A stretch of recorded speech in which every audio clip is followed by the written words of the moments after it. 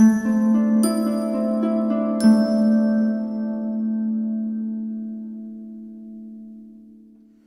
Spencer here for Jihad Watch, here to talk to you about Linda Sarsour, a darling of the American left and a leader of the Women's March on Washington right after the inauguration of Donald Trump as President of the United States. Linda Sarsour has become the center of a new controversy as she is set to give the commencement speech at the City University of New York, or CUNY, on June 1st. There is a protest set for May 25th at 42nd Street in New York, led by my colleague Pamela Geller, and featuring a tremendous array of great speakers, including Noni Darwish Milo, David Wood of Act 17 Apologetics, one of the most brilliant men on the planet today, and many others. Dov Hikind, the assemblyman from New York City, who has spearheaded the protests against Sarsour, will also be speaking there. And so I exhort you, if you're in the area, to go to that protest. And the reasons why are these.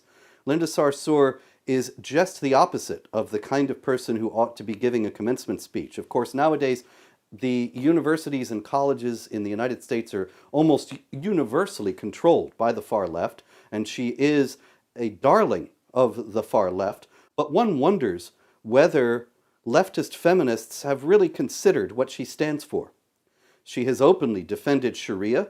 She has claimed falsely that Sharia is only a matter of not eating pork and not drinking wine. And she has said that Sharia is misunderstood. She is, of course, a wearer of the hijab, the headscarf that Muslim women are mandated to wear by Quran chapter 24, verse 31, and various hadiths in which Muhammad says that women should cover everything except their face and hands. Now, you've got to wonder. Linda Sarsour says, this is my hijab, my choice. Fair enough. But consider this.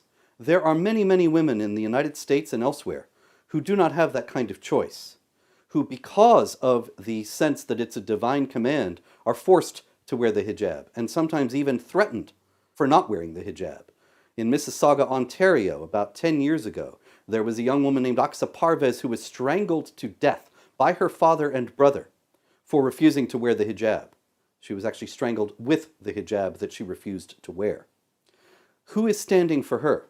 Are American feminists willing to say, yes, it's your choice even if you don't want to wear the hijab, even if you are a woman who is being brutalized and victimized for not wearing the hijab? Feminists have said nothing about such women. They do not stand in solidarity with them. There has been no American feminist or European feminist who has spoken out about the oppression of women being forced to wear the hijab and brutalized for not doing so. Linda Sarsour indirectly endorses that kind of coercion when she appears in hijab and says that it's her choice and makes no mention of those who are forced and those who are coerced and those who are brutalized. What's more, Sharia is a complex of laws. It is a system that has a law for pretty much anything you can imagine doing as a human being. One of the things that Sharia says is that a woman cannot go out of the house without her husband's permission or the permission of a male guardian if she has no husband. Now, Linda Sarsour herself is married. I do not know her husband, and I imagine that he is fully in line with what she is doing. But just imagine, a thought experiment for a moment. Just imagine if Linda Sarsour's husband were to say, I don't want you giving the commencement address at CUNY. You are not allowed to leave the house today, June 1st. You are not allowed to go to give the commencement speech at CUNY. As a Sharia-adherent Muslim, by her own admission, Linda Sarsour would have to stay home.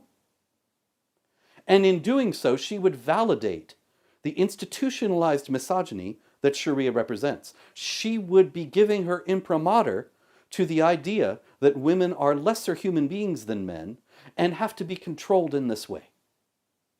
She has already indirectly given her imprimatur to elements of Sharia that are inherently misogynistic. The Quran sanctions wife-beating.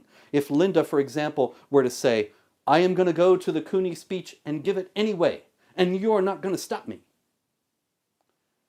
What if he beat her?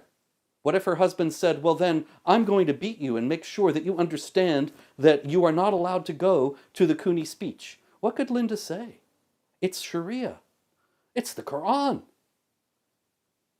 And that kind of misogyny is something that Western feminists are endorsing by elevating Linda Sarsour to the lofty status that she enjoys today.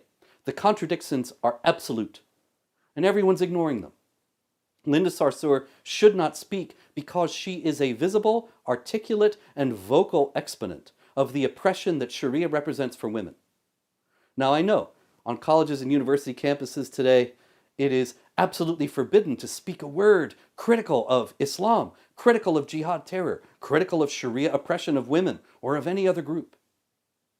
But if universities were to have any integrity, and if CUNY were to have any integrity now, they would open up their campus for debate about the oppression that Sharia institutionalizes.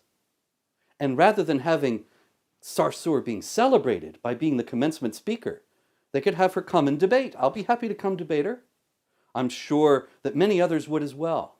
And that we could discuss the elements of Sharia that are oppressive to women and discuss what can be done about them and what should be done about them.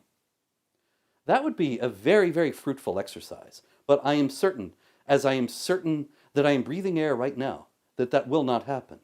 And that Linda Sarsour will instead be lauded and celebrated with no attention given to the oppression that she represents. This is the astonishing cognitive dissonance of the American left today, and of American feminists in particular. And this is the shocking contradiction that they are allowing and the evil that they are enabling by having Linda Sarsour speak. Be at the protests on May 25th and stop Linda Sarsour from being hailed and celebrated in this way that she so richly does not deserve.